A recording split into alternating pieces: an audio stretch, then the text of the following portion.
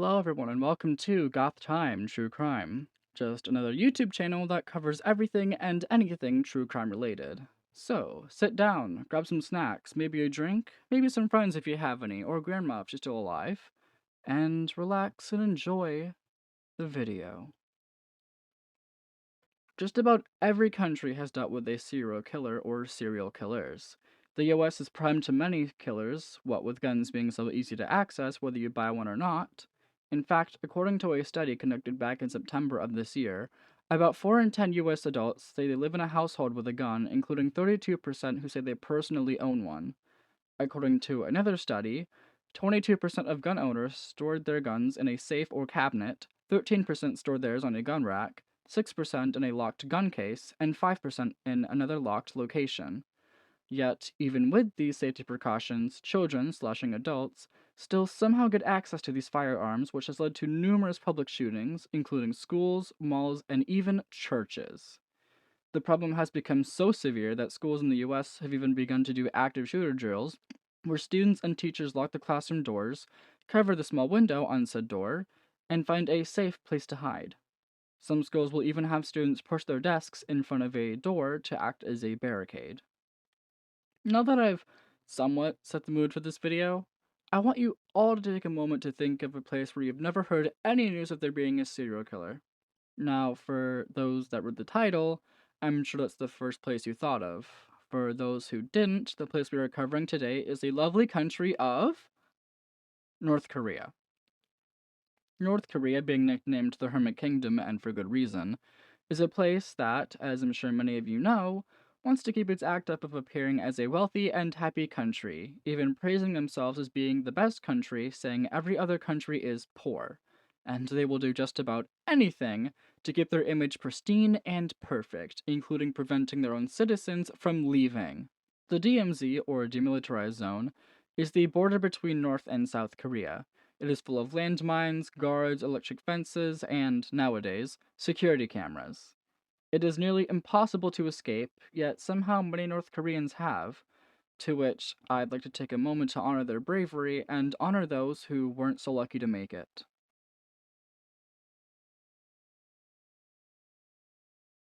Alright, thank you. Now, let's cover the only known serial killer of North Korea. Today, let us take a trip over to Sinpo, North Korea. Located just northeast of Yeoptaedong, Sinpo is a port city on the coast of the Sea of Japan in central South Hamgyong province, where currently over 150,000 people live. In this port city, a young boy named Park Myung-Sik, later known as the Organ Harvester, was born in 1951. Now, for the rest of this video, I want you to take everything you hear with a grain of salt, since this is from North Korea, which is a place known for many things, including its heavy censorship of anything negative. Park began his work at a factory in the city where he was born, where colleagues would describe him as timid.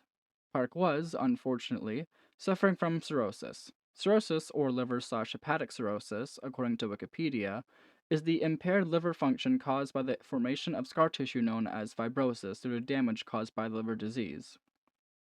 Over time, the scar tissue can replace normal functioning tissue. Park's cirrhosis had to be treated by a famous doctor at a large hospital in Hamhung.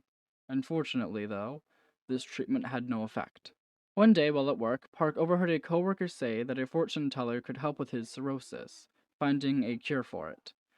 Now, because religious practices are illegal and forbidden in North Korea, the coworker had to introduce Park to the fortune teller in secret. When Park and the unnamed fortune teller met, Park began to beg him for answers on how to cure his illness. The fortune teller, at first, rejected Park's pleas for help, but he eventually felt pity for Park and told him that the only way to cure his cirrhosis was to consume human livers. Which is, completely false. Human livers will not cure any kind of liver disease or any disease, so please do not go killing people for their livers, my Irish jacks out there. Park was shocked to hear this, and the thought of even killing another human frightened him. With that, he left the fortune teller and returned home. Unfortunately, Park's illness grew worse and worse over time, and with that, Park decided that it would be better to die trying than to die in agony. Now, let's get to the murders. Park's modus operandi was to scour communal farms in rural villages. There, he looked for students between the ages of 14 to 17 who were dispatched to work on these farms. On one occasion, Park broke inside the dormitory and latched himself onto a sleeping 15-year-old girl. Park then put his hand over her mouth in an attempt to muffle her screams and began stabbing her with a knife. After the attack, Park carried the girl out of the building but was frightened off by barking dogs and fled the scene, leaving the student, who was still alive, to die. And unfortunately, the girl died the following day. Days later, a farmer from a nearby area found a gruesome discovery. He found the severely mutilated body of another student whose injuries were so severe that he fainted. The Sinpo City Police Department was alerted to the discovery almost immediately, but despite investigations, they were unable to identify or catch Park. And some people even said that it could be the work of a ghost. A ghost that mutilates people. Asia, you've got some weird stories. A few days after the incident, a woman in her 20s was found in downtown Sinpo bearing the same injuries as the previous victim. Due to the lack of necessary technology and police incompetence, Park was able to continue his killing spree in Sinpo and surrounding areas, claiming another 9 victims. The news of there being a serial killer caused residents to panic and refuse to go outside at night, which I don't blame them. However, one fateful day, in October of 1990, Park was attempting to abduct his 13th victim, but was unsuccessful and fled the scene. Park was noticed by vigilant citizens who immediately apprehended him and brought him to the police station. After giving his confession, the fortune teller was arrested and charged with an unknown offense. But with this being North Korea, I think it's safe to assume it wasn't a light offense. In mid-October of 1991, Park's trial was held in the People's Court of Sinpo, where he pleaded guilty to the charges. He was then convicted and sentenced to death. Shocker. Sometime that same month, Park would be executed by firing squad.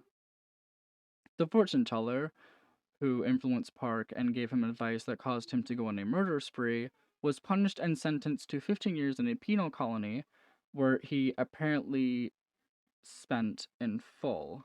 Yeah, it's totally believable. And was released in 2006. As per the North Korean Criminal Code, he was then deported to another province where his fate remains unknown. The news of Park's murders was relayed in the Daily NK, a South Korean newspaper that predominantly reports information about affairs in North Korea. The article in question criticized the North Korean regime and its Juche ideology, explicitly focusing on North Korean censorship and the denial of religious freedoms within the state.